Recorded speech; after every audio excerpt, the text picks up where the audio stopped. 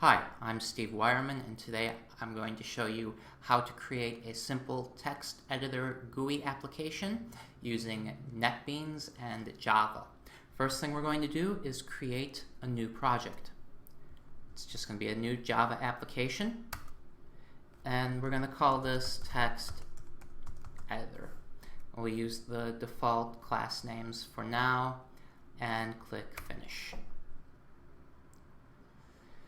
So this is our empty project. We've got our main class with its main method.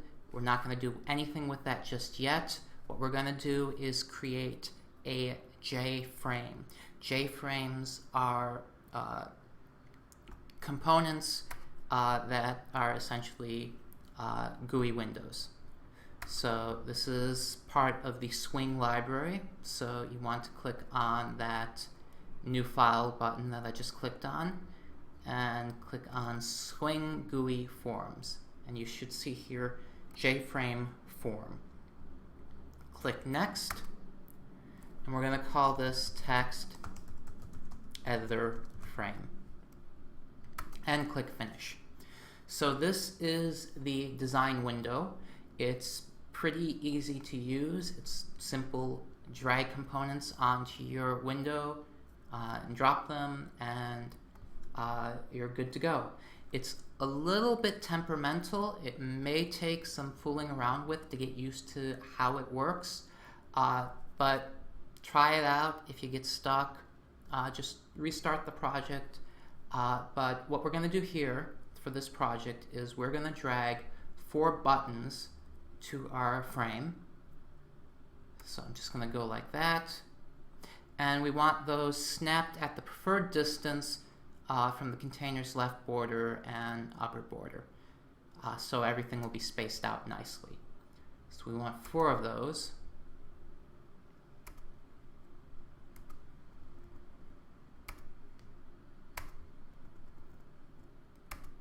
And we also want a text field.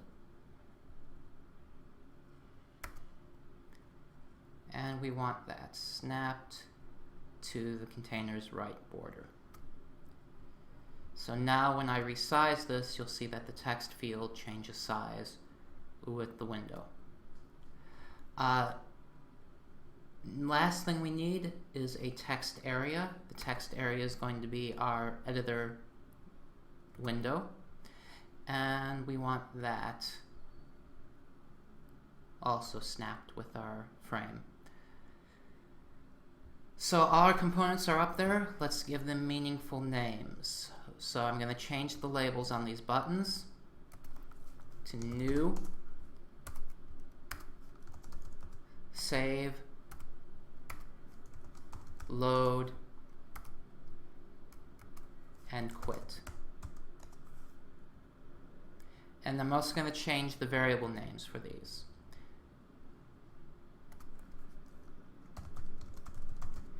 With Java, remember, when you're creating objects, you want to use camel caps for the variable names with the first word all lowercase.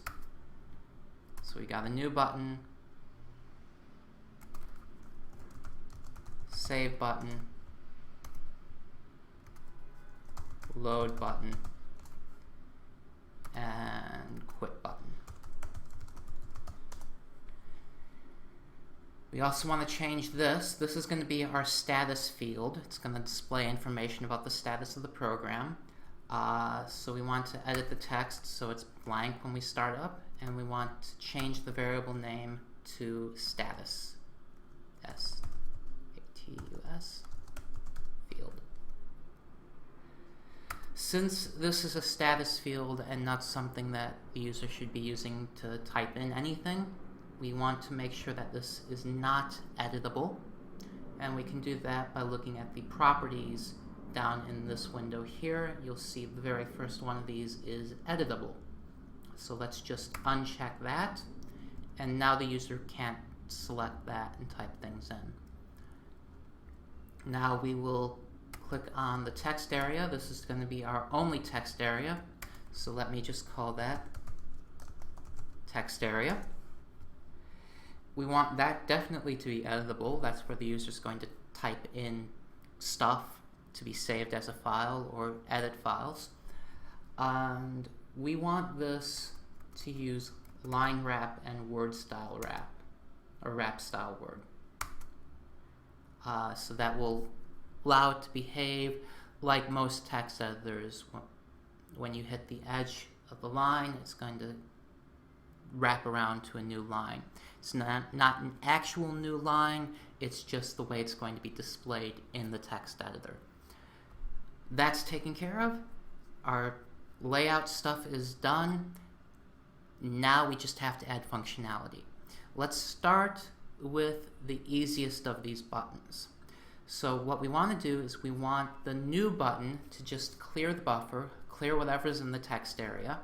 So what we'll do here is we will go to right-click on New and go to Events, Action, Action Performed. You can also do that by double-clicking on the button, but it's probably better to just right-click on it, because if you double-click on the text on the button, it will assume that you're trying to edit the text, and it will make it so that you do that instead. So let's click on Action Performed, and it creates this new method here. And whatever we want this button to do, the code goes into this method. New button action performed, like I said, is just going to clear the text area. So the way we do that is text area dot set text, and we'll put to that an empty string. There, one of our buttons is done. Let's go back to our design window. We're going to right-click on the Quit button. Events, Action, Action Performed. And what we want this to do is to exit the program. So all we need to do for that is system.exit, and we're going to pass the standard successful exit message or value, which is 0. If it's non-zero value, that's the way you tell the system that this thing exited unsuccessfully. Something went wrong and the program had to exit. Since the user just clicked on the Quit button, we want that to be a successful exit. Now we've got the Save button and the Load button. These are the harder functions that we've got to work out, but they're not that terrible. Save button is going to open the file chooser dialog, let you select a file to save or type in a new file name to save, and then write the contents of the text area to that file. Load button is going to let you, more or less the same thing, let you choose from the file chooser dialog a file you want to load into the text area.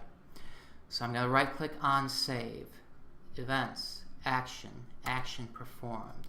So the first thing we need to do is create a new JFileChooser object.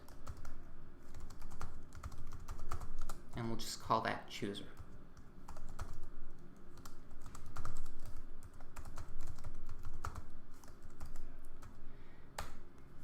And we haven't used this yet. We've got to import it. Done.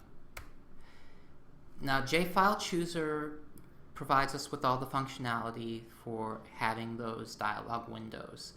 To create a open dialog, or a save dialog in this case, what we'll do is we need to be able to get the return value from that.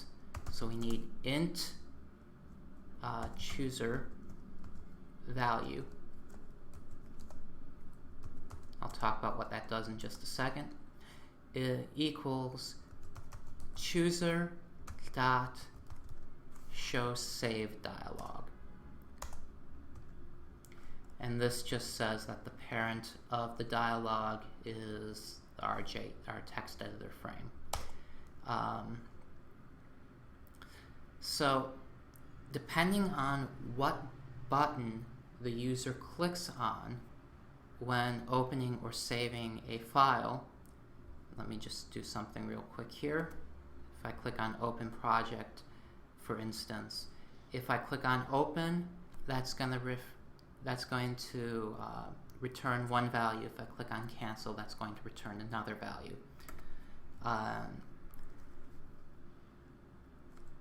If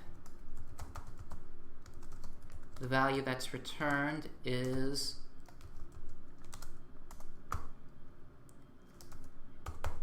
the approve option, that is, if the user clicks on save, then what we want to do is we want to write the contents of the text area to the file. And to write, you'll recall from previous video, we are going to use print writer.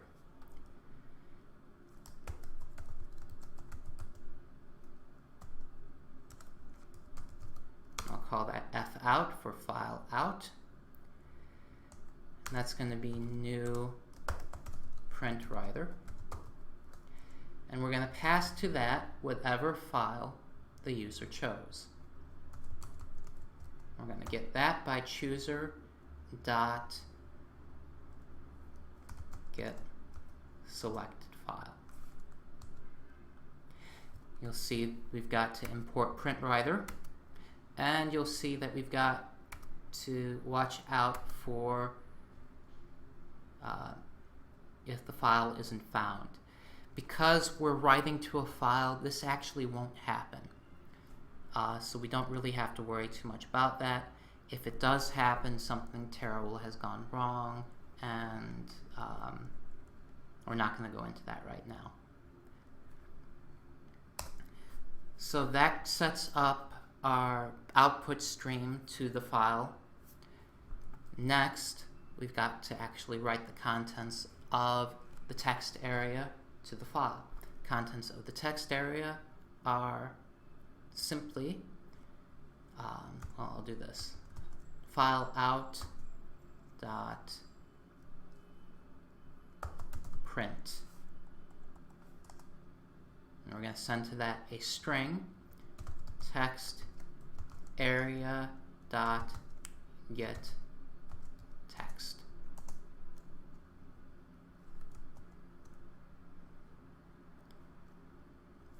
Last thing we want to do is close our output stream.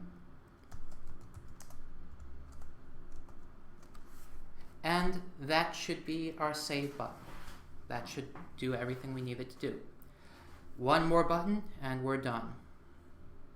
Let's go to design, load button,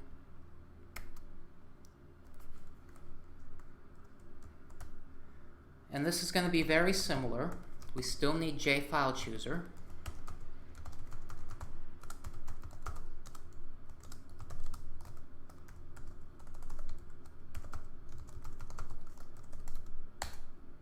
We still need our int chooser value.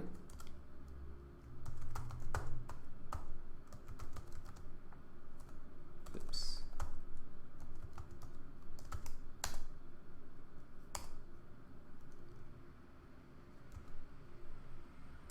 And if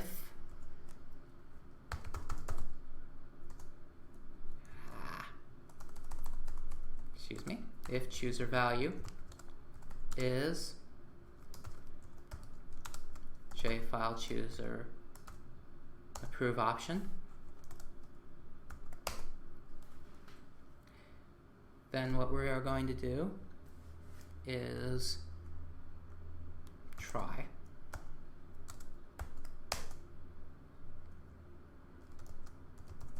Just like in our previous video, you got to create a scanner object to read the file.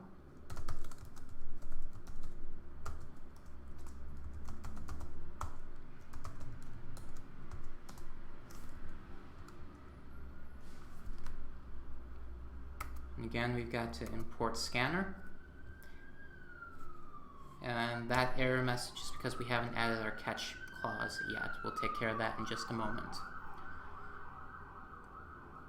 Next, we are going to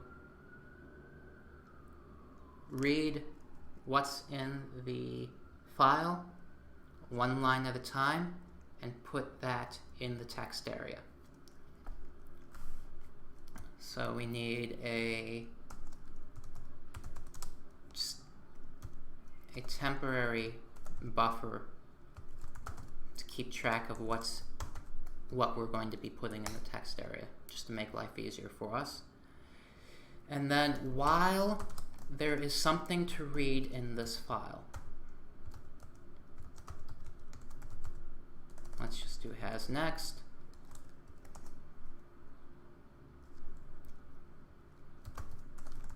We're going to append to the buffer next line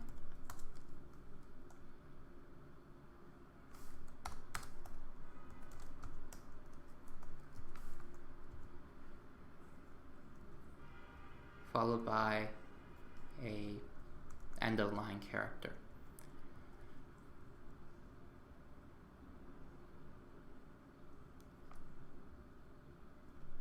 Once we have finished that loop, buffer should contain the entire contents of the file. We're going to put that into our text area.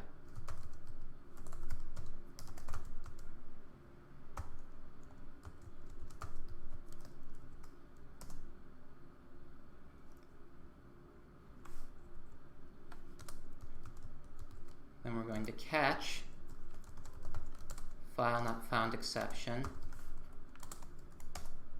And here we want a message saying that the file wasn't found. And what we'll do that with it, the way we will do that is using something called JOption pane.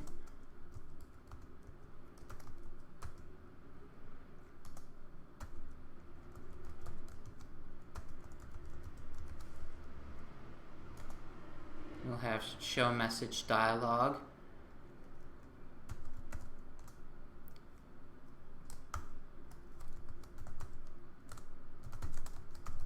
File not found.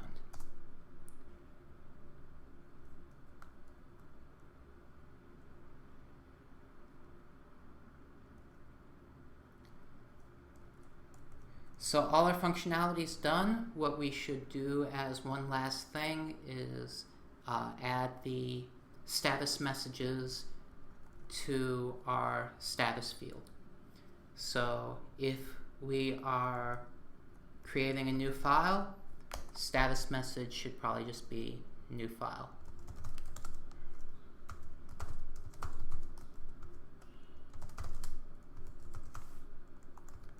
If we are loading a file or saving a file, we'll start out with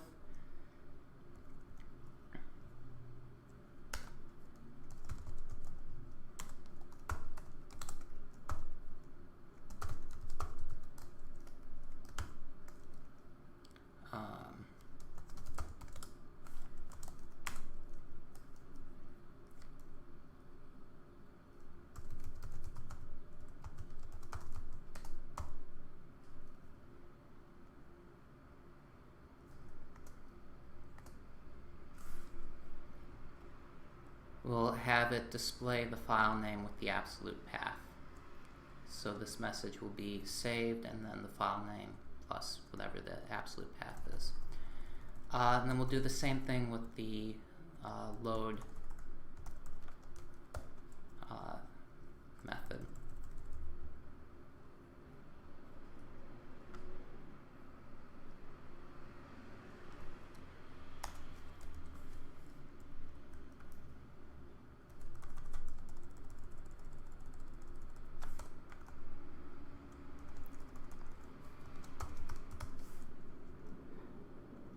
And finally, nearly forgot, you want to close your input buffer as well.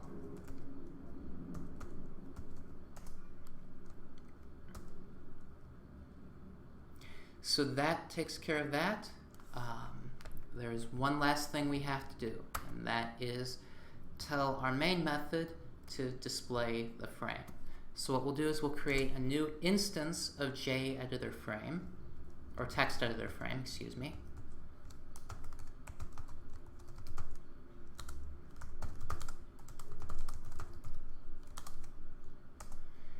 And we'll set some of the values for this. We want the frame to exit on close. So what we'll do is we'll set default close operation to JFrame dot exit on close. We want the frame to be centered on our screen, so what we'll do is we'll do frame dot set location relative to null, and we want the frame to, now that everything is set, be visible. Frame dot set visible to true. That should do it. If I click run, you will see that we have this text editor. It is resizable. It resizes just like it did in the display in our design editor. If I click new, it doesn't really do much of anything because there is no text in there, but if I type some stuff in and click new, it clears the field. If I click, I'll type something in here.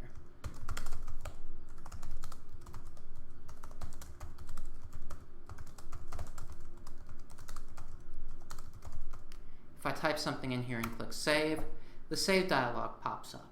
I can type in a name, test.text, click save, saved, documents test.text. Let me click new, clear the field, click load. And you will see here, test.text is right there. Click open, there it is. I can load a different file if I wanted to. I've got a C++ file here, and you see that loads as well. That is all there is to it. And if I click quit, that exits the program. Now, if this were something a little more advanced, we'd probably want to check to see if we're overwriting a file when we click save, or if if there's changes that have been made when we hit quit, if we haven't saved them, those sorts of things. But this is just a simple example of what you can do with Java and Swing components and NetBeans Designer. Hope you found this useful. Please check out my website if you are interested in more of what I have to offer. Thanks for watching.